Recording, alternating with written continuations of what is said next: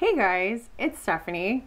Long time no see, I know. And at the beginning of the year, I said that thing that I was gonna do these like consistent small wrap-ups where I like keep you updated on everything I've read, and I did not do that because life got busy. So I'm here to do just a quick catch-up, wrap-up. I'm not going to talk about every book I've read, because the reason I wanted to do these small consistent wrap-ups was because when there's too many books to talk about, I get very overwhelmed, and there are some books I have stuff to say about, and then some books I really don't. Some books are just very underwhelming, and basically what you can say about it is, here's the plot and it's a book, I guess. So I have some books to talk about here that I actually have stuff to say about, whether I enjoyed them or not. So let's just get to it and do a quick like, how you doing? So the first book I want to talk about is The Fetishists by AS Coomer. I will say this book is not for everyone.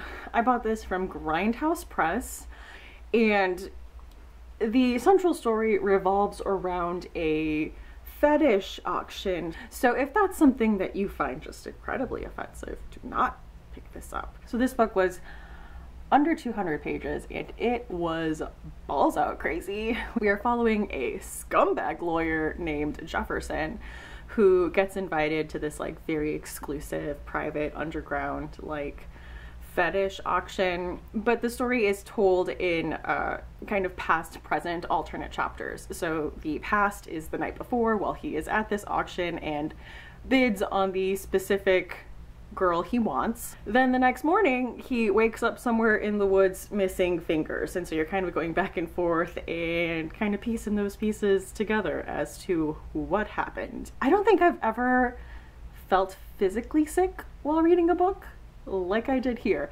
so that should tell you not for everyone, but enjoyable. Like if you have a strong stomach and are into like horror like Grindhouse level like stuff, check it out, it's good. It's The Fetishists by AS Coomer. On a much happier, safer for all audiences note, I read Lost Boy by Christina Henry. This is a retelling of the Peter Pan story from the perspective of Captain Hook, and in this retelling Captain Hook and Peter Pan were friends. Captain Hook was one of the Lost Boys, and in the story Captain Hook, I'm not going to keep calling him Captain Hook, in the story his name is Jamie. I really liked this new take on Peter Pan. I'm not a big Peter Pan person, so as I mentioned when I hauled this book, I don't have this real romanticized idea of Peter Pan and this perpetual boyhood as this good thing, so I was ready for it to be like, he is evil, and let me tell you why. What I didn't like about, so in this story, Peter Pan is like evil and a psychopath, and it kind of gets into like, this is a boy that recruits other little boys and brings them here to this island where they engage in like very dangerous horseplay and battle the pirates, and like there's a lot of fatalities and everyone just kind of goes on with their lives. They also have to survive off the land, and really the selfishness of Peter just recruiting these boys to have someone to like play with all the time. There was a lot of questions brought up and I really liked that. I also really loved the writing in this. It was very emotional, very well written. My only issue with it was the pacing, in that it is very slow. You know, we get to learn who Jamie is, we piece together where Jamie came from and his relationship with the other Lost Boys, and then at the end when it gets to the point that he becomes Captain Hook, it's like a 2-page epilogue. And I was like, but I read the whole thing to figure out how you became Captain Hook. You can't just like string me along for a whole novel and then slap on like a, and then this happened and I guess now here's where I am. So that was a little underwhelming for me. I will definitely pick up more Christina Henry. I didn't think I liked these kind of retellings, but if I have learned anything about myself doing booktube, is that I have made a lot of videos where I said I do not like whatever genre, and then I pick something up and I'm like, maybe I do like this genre. I think for me, I can like any genre, I just have to have a good entry point. And this was a very good entry point, very well written, very character driven, very interesting. I am definitely interested in picking up Alice. I think I might be requesting it at my library very soon.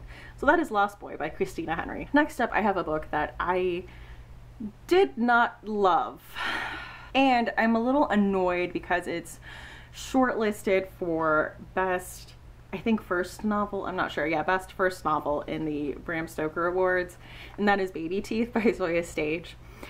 Reasons I wanted to like this book. Number one, Zoje Stage is a local author. This book takes place in Pittsburgh, and a lot of the landmarks she talks about, like, I know what she's talking about. So that made it interesting. It's fun reading books that, like, where you live. Also, this blurb, we need to talk about Kevin meets Gone Girl meets The Omen. No. Just no to all of that, Entertainment Weekly. So what this book did differently, or like what it added to the evil child genre, was alternating POV chapters between the mother and daughter. The daughter in this case is Hannah. She is nonverbal by choice. She can speak, she just chooses not to. She's supposed to be like ridiculously smart, just set on hurting her mother because she wants her father all to herself.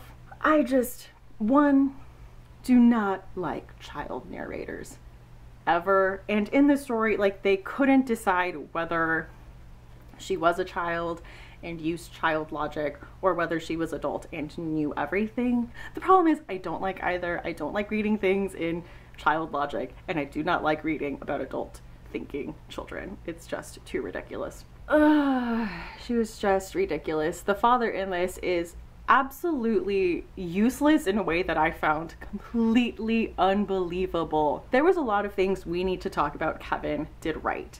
One of those things was the kind of ambiguity of it, kind of the chicken or the egg. Like, you don't know if Kevin is bad because his mother was cold to him since he was born, or if the mother was right by sensing that he was evil when he was born. And we need to talk about Kevin. Franklin, the husband, is also like ridiculous and refuses to believe anything wrong about Kevin, but I felt it was explained away in a way that was more plausible than this one, and I just hated all of them.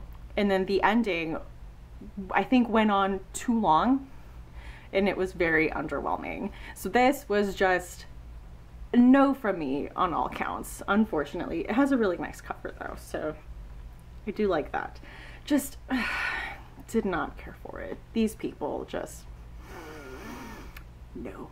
So I recently picked up Memoirs of Geisha by Arthur Golden.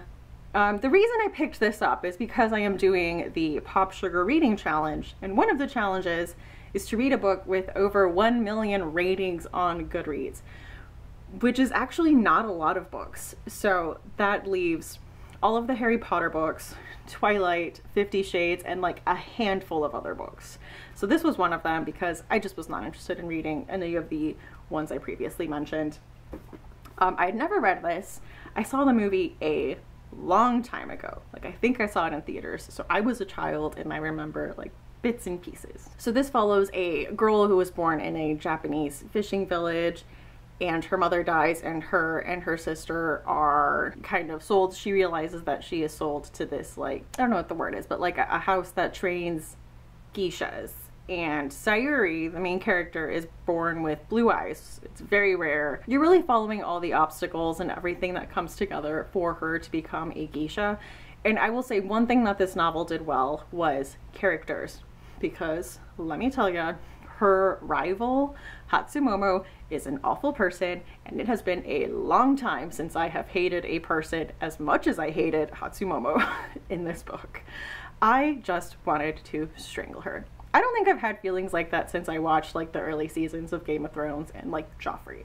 Like, she is like Joffrey level evil. And the way that all the pieces came together was very interesting, very fascinating. I loved the pace. I really enjoyed this story. I think the only thing is, when you really dig deeper into the story, you inevitably find the controversies that this was kind of stolen from a real life geisha's life, and she was not okay with it, and there was a lawsuit, and so there's a little bit of an ethical question here.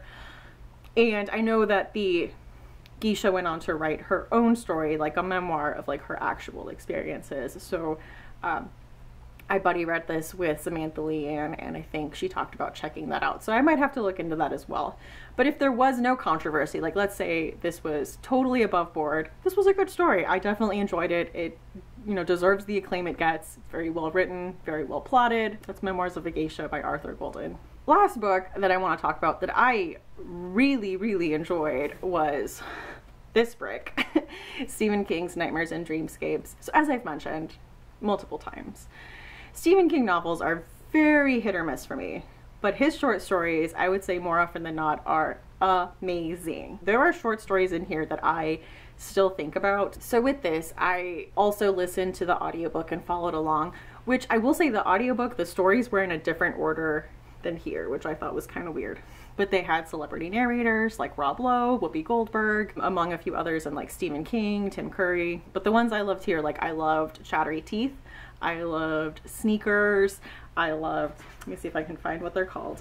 Sorry, Right Number, The 10 O'Clock People. Oh, and I really liked Suffer the Little Children. That one was read by Whoopi Goldberg. It was creepy. That's a good like evil child story if you want one. I'm trying to remember. I think the other short story collection I read by him was Everything's Eventual, and I also really enjoyed that. So far, 2 for 2 on short story collections by him. We'll keep checking them out. Also, if you have any suggestions as to like which one I should read next, please let me know. I know I have a lot of people who are subscribers who are a lot more well-versed in Stephen King bibliography than I am. So I own The Night Shift. I think that's the only one I own. So if that's the one I should pick up next, or if you have another short story collection that you like more than that, I'll see if I can get my hands on it.